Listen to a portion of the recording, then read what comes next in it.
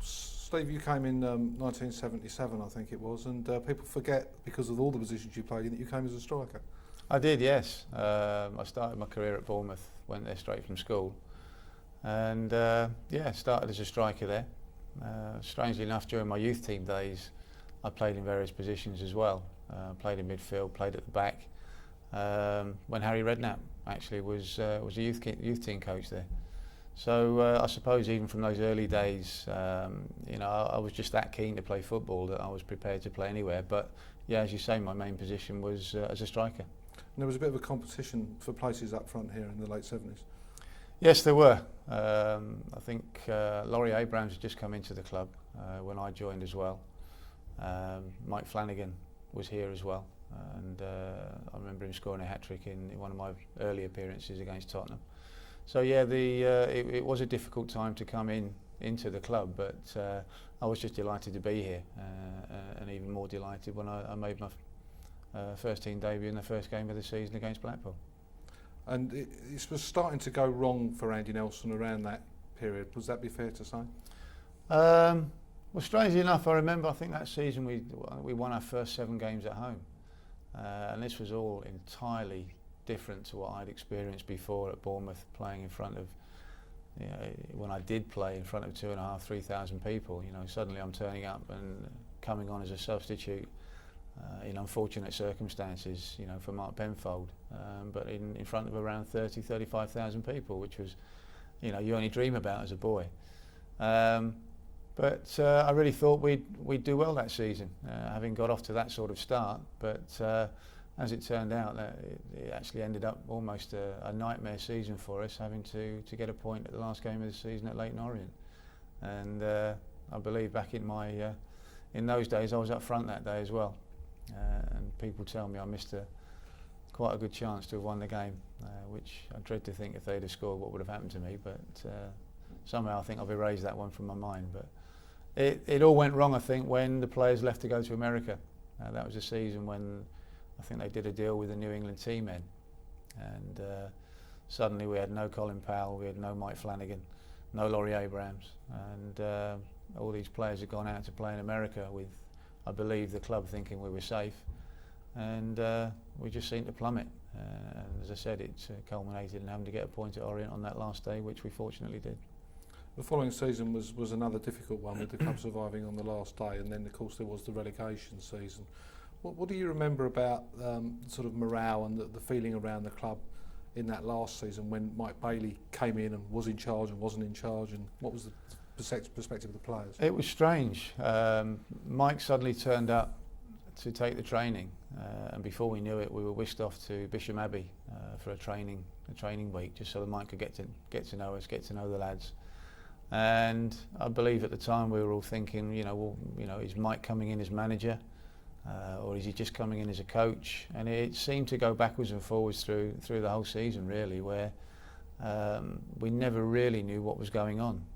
I'm not sure if that was the same season when Andy famously ended up quoting the fans after one game, which I think we probably lost here, and he was getting a bit of stick from. But that was probably the beginning of the end then, really. And at the end of that season, Mike took over, definitely as manager. Well, it was a pretty memorable season for you, 80-81, the promotion campaign. I think you probably were in the defence by then, mate. I was at right back by then, yes. And I played a number of games that year, and I enjoyed it because it was different. Mike came in with different coaching methods, different warm-up methods, and I found it a very enjoyable year, and I particularly was disappointed when Mike left at the end of that season. I felt he was, he certainly was good enough as a manager at the time to have taken the club on, certainly to better things, but obviously he felt differently to that, and probably had a better offer elsewhere when he went down to Brighton. But I thought it was a terrific season. The big disappointment for me was, I think that was the season we played Ipswich in the Cup. And I got dropped. We lost the previous week to Crewe, I think it was, or Chester City, 4-0. And that following week he dropped himself, and I think Laurie Madden, for the Cup game at Ipswich, and I think Ipswich were top of the league at the time in the old First Division. So that was a bitter blow to me, and he brought Terry Naylor in to take my position. But then I carried on in and out the team for the rest of the season. I think I was sub as well a lot of the times. I think because of my versatility, that was a bonus for me, and that I was usually on the bench most weeks if I wasn't playing. So, but it culminated in some good performances towards the end of the season. I believe we got promotion at Carlisle. On one of two occasions, I believe we got promoted at Carlisle, and the last game here against Gillingham that season we won and managed to secure third spot, which was very disappointing given the period we had during the season, leading up to I think Boxing Day when we got beat at Oxford United. We had the run. I think we were unbeaten in 18, 19 games, 9 clean sheets on the trot, which I think up until recently was a record. So it was a fantastic season for us. We were top of the league for a number of weeks, and probably at the end we were very disappointed that we didn't actually win the league. Now, the chairman at the beginning of your career was Michael Glickstein. What are your memories of Michael Glickstein as a chairman?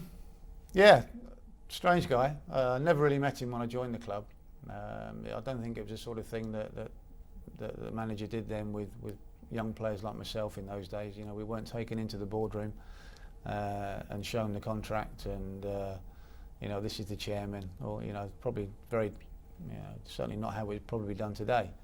I came here on trial, came here for a 6-week trial, and Andy signed me after 4 weeks, and I was just happy just to sign a contract and get myself another club at that particular time.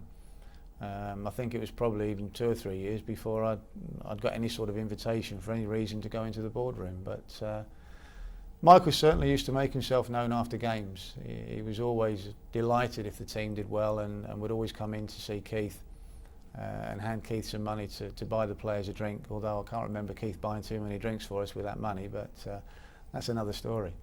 But he also made his feelings known as well if we'd lost. If we'd had a particularly bad performance at the Valley and we'd lost, he would come in and certainly make his feelings known to the management and certainly to the players as well. He'd make them know he was disgusted with the performance, and you certainly know where you stood with him. Mark Hullier took over in 1982 as chairman. Was he a different kind of personality? Absolutely, yeah. Mark's, I'm sure, he seemed to enjoy the role as chairman. He loved coming away on the away team coaches, and he'd have a game of cards, and the lads would join in as well, and it was totally different to Michael Glickstein. I suppose he had a more relaxed approach to the job. I think at that particular time we'd signed Alan Simonson as well. So I suppose in some ways he should be congratulated for being instrumental in that particular signing. Whether it was the sort of signing we needed at the time, I'm not quite sure. I think probably a fantastic player without a doubt, but whether this was the right club for him at that particular time, I didn't feel it was. That's my personal opinion. But fantastic player to play with and to train with, but he was a very frustrated player. But that was one of the things that Mark did while he was here. Unfortunately, it didn't all go very well for him at the end. And as well as changes in the boardroom, there were a lot of changes in the manager at that period. What was it like to be a player with, Andy Nelson, Mike Bailey, Alan Mullery, Ken Craggs? Yeah, well, each had their own way of managing. With Andy, I'll always be very grateful to Andy because he brought me to the club. He gave him a chance at this level, and I'll be grateful for him for that. But you knew where you stood with Andy. You either did as he wanted you to do, or you weren't in the team. It was black and white. It was as simple as that. Andy had his methods, and he was a very successful player as well. So I'm sure a lot of the methods he learnt at Ipswich he brought into his own managerial style. Mike Bailey, as I said before, was very different, very organised, almost to a degree of. I remember some of our warm-up routines were almost sort of army drill type routines, without wanting to sound too harsh about it. But I enjoyed it. I enjoyed his coaching that year. I enjoyed playing for him, but a different type of manager. Alan Mullery came in, once again, a different character, different type of manager. Loved the bet. You know, always, if you were on the coach going to an away game and the TV was on the coach, and there was a race going on, Alan would always be the first to sort of say, right, who wants to have a bet? But he, once again, he probably had a more relaxed approach to it. But at the same time, you knew if you let him down, he would certainly let you know as well. And I think that with Alan and with Ken by his side, probably the worst place you wanted to be was in the dugout, because they both smoked. And in those days, managers would smoke in the dugout, and it was, I think if you were sub on those occasions, you couldn't wait to get up and go and have a warm-up, just so you could get away from the dugout, because it became quite a smoky atmosphere. Ken took over when Alan left, and I didn't feel Ken probably had the respect of the players at that particular time. I had a falling out with Ken, and it's the only time I've ever fallen out with any manager that I've played with in all the years I've been involved with Charlton. He started to question my commitment with Leighton Phillips, which I wasn't very happy about. And it transpired that within about 2 months of that season, for the one and only time in my career here, that I was on the transfer list with a good friend of mine at the time, Bill Lansdowne. And I remember we were playing in a reserve team game with Lenny at Oxford, and a friend of Lenny's had come over from Sweden, and suddenly you thought, well, Lenny had mentioned the fact that there were people in the stand watching, but he ended up taking Bill to Sweden. Bill stayed out there ever since. I carried on playing with Lenny in the reserves, and I think within a month, 6 weeks of that, I think we played a reserve game over at West Ham. We came back here. The first team were playing Rotherham, and I think that they were losing about 4-0 when we turned up with about 20 minutes to go. I think our game kicked off about 2 o'clock at West Ham, and they ended up, I think, winning the game 5-0. Ronnie Moore, I believe, scored. Tony Towner was playing that day. Players who came to Charlton after that, and I believe the next day Ken got the call from the chairman, the dreaded vote of confidence, come and have lunch, and that was the end of that. Ken got the sack. Lenny took over in the meantime. Eventually did well enough to keep the job. Asked me to come off the transfer list. Bearing in mind I played a lot of football that year with Lenny in the reserves, and I liked the way he worked. I liked the way he had a good manner with the players, which was something that I'll always remember about Lenny. He was very good man management. Came off the transfer list and stayed for a few more years. Were the players surprised that Lenny Lawrence became manager, given that he'd never played league football? I mean, you say that Ken Craggs didn't have the players' respect. Lenny must have had. It must have been harder in a way for Lenny to earn that respect, and yet you seem to think he got it. I think he, exactly as you said, he earned it. I think he earned the respect. He came in. I think people could see he was organised as a coach when he worked with the reserves. I believe we'd been told he'd worked with Malcolm Allison. Everybody knew Malcolm Allison at the time and what he was doing in the game. So he'd obviously been taught quite well, and I think he showed that. Certainly, I remember in the coaching with the reserves at the time. He was very encouraging as well. He didn't seem to be one of those ranters and ravers. I don't believe he is now. Even when I played a lot for him, he was never really a ranter and a raver. He'd occasionally lay into you, if he felt you weren't doing the right thing. But I think precisely that. I think he earned the respect.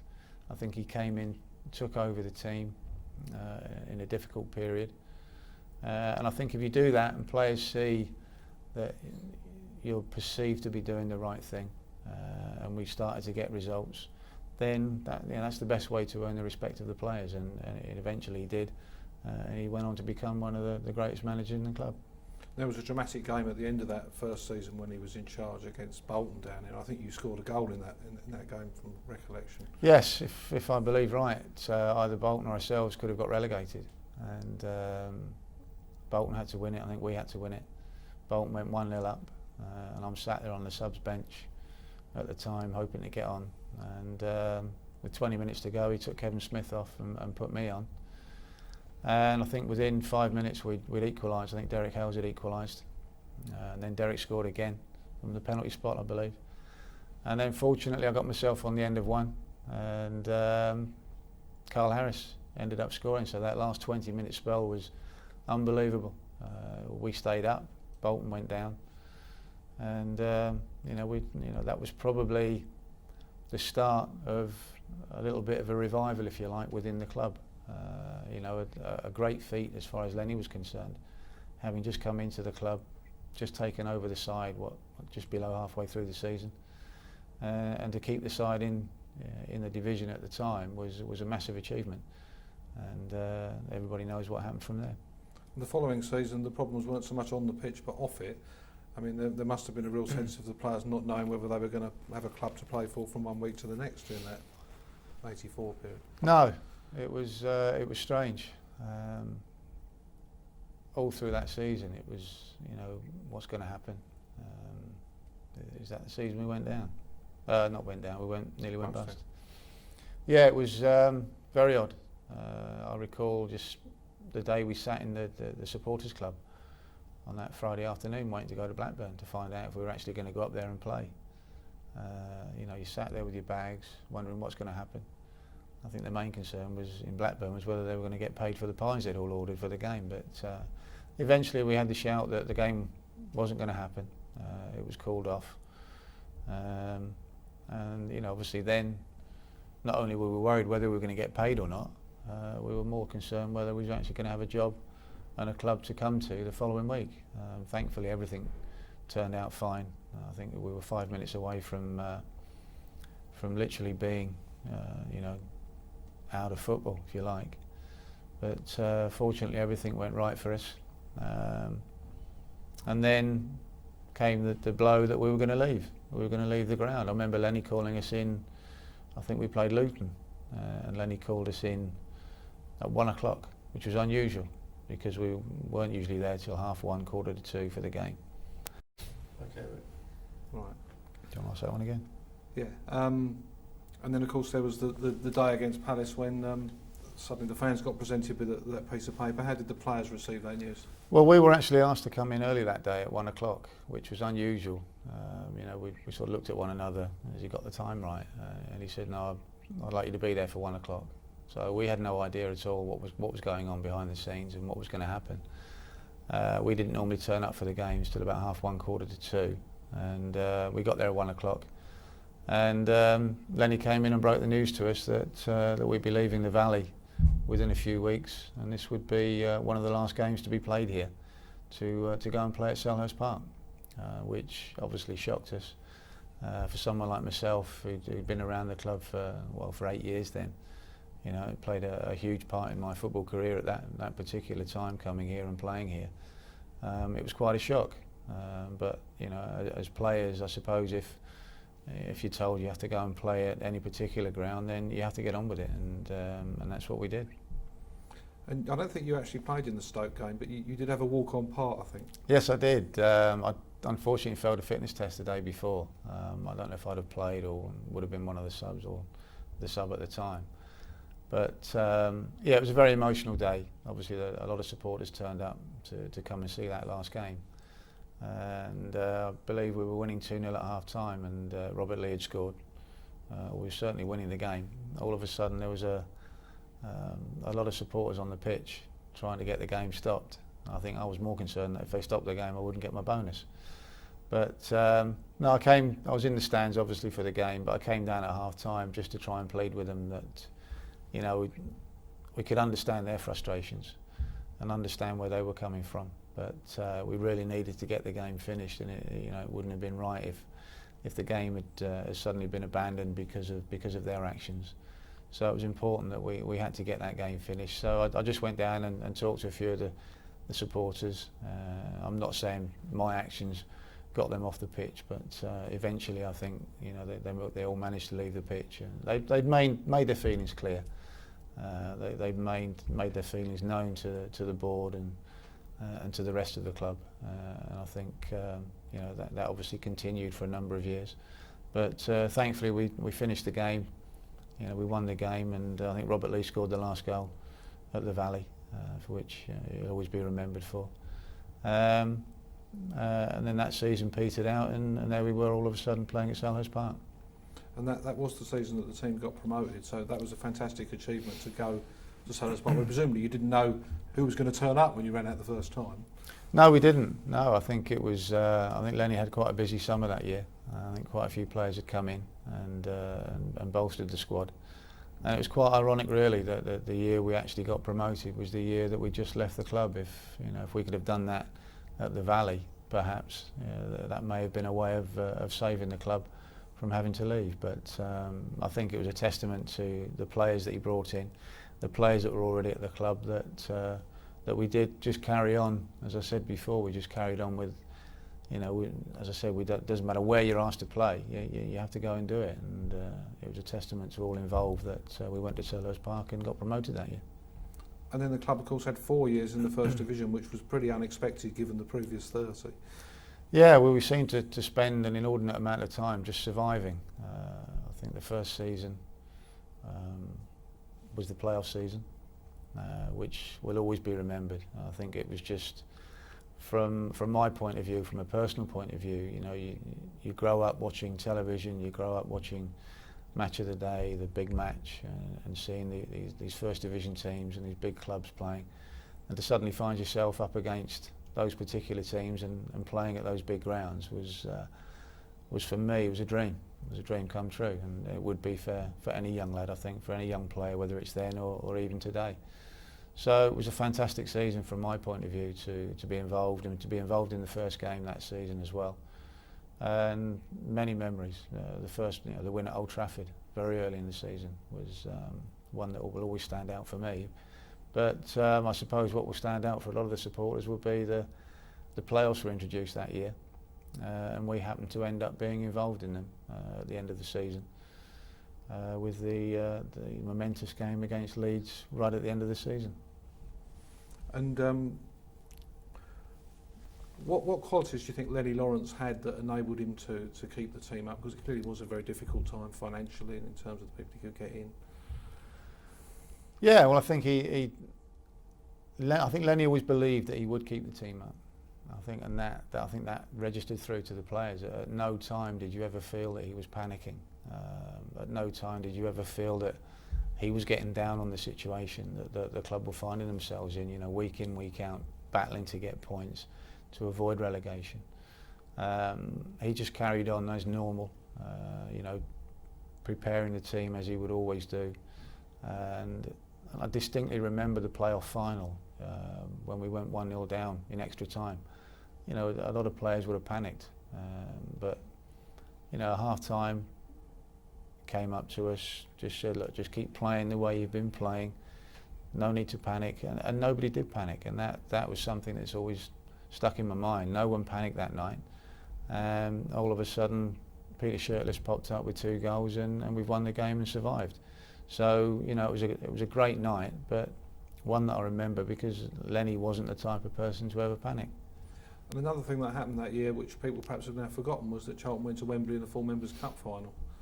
Yeah, it was probably an up and down moment for me. It was great to be involved in a final at Wembley and to walk out onto the pitch with the team, albeit as one of the subs. But I think up until then, I think the previous couple of weeks, I don't think I'd even been involved. So I was thinking that I was probably going to miss out on the day entirely. But thankfully, Lenny, being the type of person he was, in some respects rewarded me for the loyalty I'd shown to the club over the previous years, and said to me that, because of what you've done here, I want to make you one of the subs. So I thought that was a great touch from his point of view. Not one he had to do, but it was a very nice thing for him to do at the time, and one that I'll always appreciate. But at the same time, when the game just looked like it was going to go into extra time, myself and Peter Shirtliff started warming up, and as we were warming up, Blackburn scored. So I never did actually get to play in that particular final, and going up to collect my loser's medal at the end is a complete blur. It's not something I actually remember. I think it was Stanley Matthews, I think, that day was doing the presentations, and I just don't recall walking up the steps and walking back down them again. I think probably due to the disappointment, not just of not getting on, but of actually losing the game when I think we were probably expected to win it. Okay, let's just throw it forward then to, as you went away for 6 months and you came back. Yeah. I think the team had probably been relegated by then, didn't it? It was close to it. It was close to it. Let's just let's just ask you about that then. So we won't address the fact that you went away for 6 months because it's too much detail. When the team finally did succumb then to relegation, how big a blow was that? Well, it was a massive blow because they'd spent such a long time surviving in the first division. You know, many years of big games against big clubs, even though it had always been very difficult for us. So it was a massive blow. Probably not as big a blow financially as it would be now. Where you see a lot of clubs relegated now, where you see the sums of money that are bandied about that they could lose by getting relegated. But having said that, it was still a big blow because it took us quite a number of years to get back into the top division again. So I mean, I'd come back to the club then, and those last few games were difficult. The last game of the season, once again, I think Lenny showed his human side, if you like. He knew, I think I'd played 399 games up to then. And the last game of the season was against Manchester United. We were already relegated. The fans were turning up in fancy dress, and it was a big party occasion for them. They were going to make it a big occasion. And Lenny knew, I think he was on 399 games. And he played me that day, so that I actually got my 400th game playing up at Old Trafford, which once again was a terrific gesture from his point of view. But we were already relegated anyway, so it was going to be a difficult enough game as it was. But I still appreciated what he did for me. The following season was the last at Selhurst Park. It was a difficult season, I think, but it was a season which culminated in quite a surprising way for you in what happened the following year. It did, because I'd come back to the club, and that season really I'd started my coaching career. Alan Kirbishley had come back to the club and had taken over the reserves. Mike Flanagan was working with Lenny at the time, and then Mike left and Alan moved up to work with Lenny. And Lenny asked me to take over the reserves, so that, if you like, that started me on my coaching career in football. So I think I suppose I was 32 then, 33, hadn't really given a lot of thought to what I was going to do, even though I'd done some local coaching, if you like, and had always been involved in some sort of coaching with kids. And took over the reserves that year, and Lenny had already said to Alan and myself, because we hadn't been and done our full badge, he said that the two of you better go and take your full badge. I don't think even Lenny knew what was going to happen then, come the end of the season. So Alan and myself went up to Lillishall at the end of that season and went on to the full badge course, which was over 2 weeks. And fortunately both passed it. But during the summer I was actually away playing cricket on a cricket tour, and Lenny tried to get hold of me. And I think we were just going out to go into the field, and I said, look, I can't speak to you now, Len. I didn't have a clue what he wanted. I said, I'll call you later. So I managed to call him later, and then eventually I found out that he decided he was going to go to Middlesbrough. So that when we got back in, we were actually without a manager. So everything went from there. That the club asked Alan and myself to take over pre-season training initially, which we did. We obviously enjoyed it. The club obviously enjoyed seeing the way we worked, and we managed to carry on for the next 4 years. Was it a shock to you that you were asked to do it jointly with Alan, and how did it work out, do you think? It was a shock, probably having only just recently done the reserves, and if you like, still learning that particular side of the trade. It was a shock, but we sat down and we talked about it, and I think the main thing we had to make sure we did was that we had to make sure the players didn't become confused over any instructions they were given. I think we were probably one of the first dual managers, if you like, at that particular time. So I'm sure a lot of people were looking to see how it worked and if it would work. I think over the 4 years, I think we were successful in that we may not have won many trophies or got promoted, but I think we steadied the ship at that particular time. We nearly got into the playoffs in that first season, which was a tremendous feat at that particular time. And we had some great times over the 4 years. The Manchester United game in the Cup, that particular season, I think we were particularly disappointed that we didn't get certainly into the playoffs. I think we've been in the top six, around the top six for most of the season, and the Manchester United game just seemed to knock the stuffing out of us a little bit, and we never really recovered from it.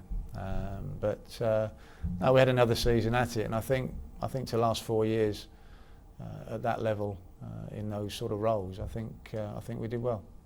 And of course, during the time that you were in charge, you did get to play in the first match back here.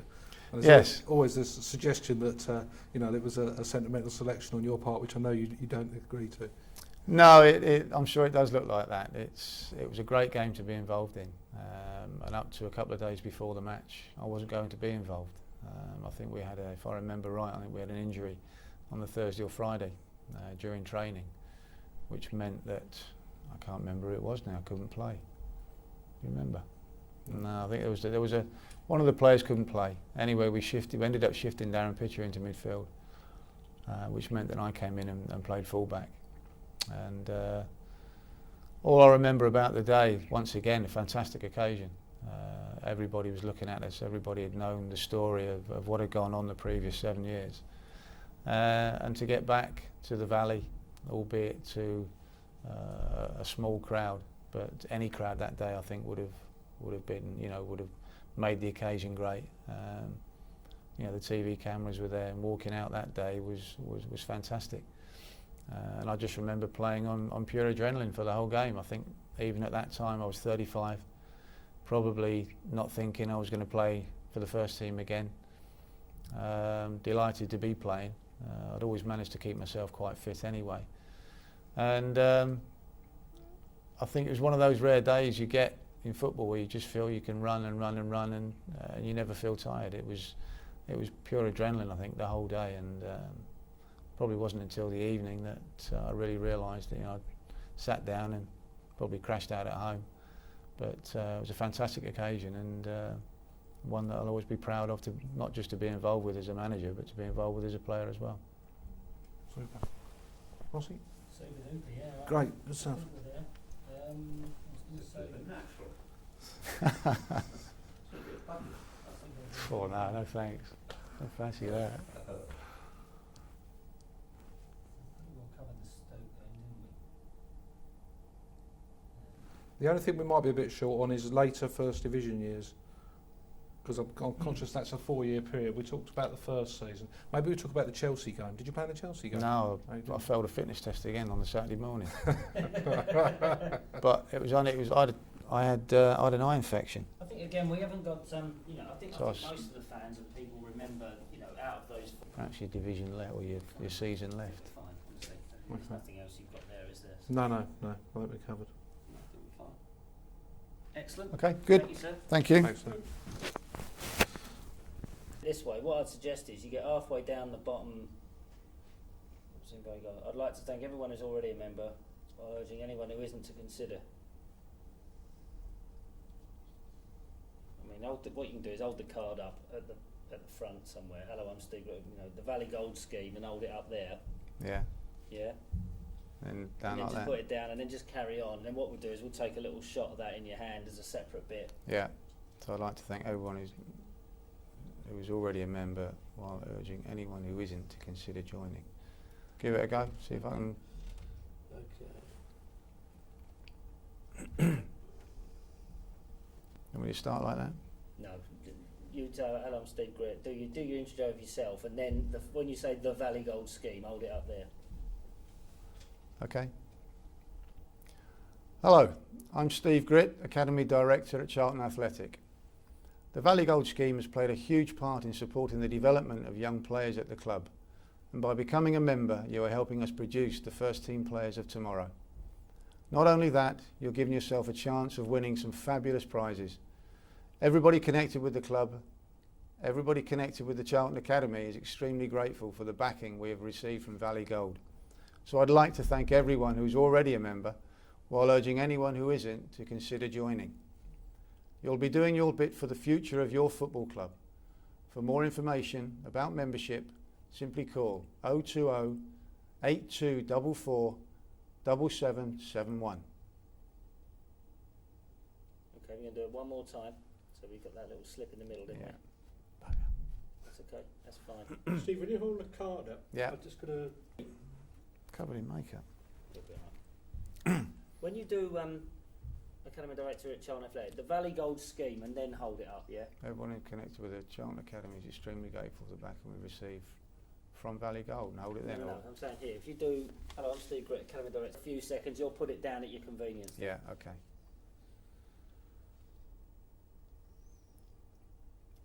Hello, I'm Steve Gritt, Academy Director here at Charlton Athletic. The Valley Gold scheme has played a huge part in supporting the development of young players at the club, and by becoming a member you are helping us produce the first team players of tomorrow. Not only that, you are giving yourself a chance of winning some fabulous prizes. Everybody connected with the Charlton Academy is extremely grateful for the backing we have received from Valley Gold, and so I'd like to thank everyone who is already a member, while urging anyone who isn't to consider joining. You'll be doing your bit for the future of your football club. For more information about membership, simply call 020 8244 7771.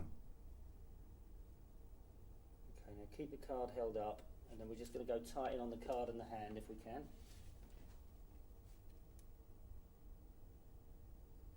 Just hold it there for 20 seconds for us, Steve.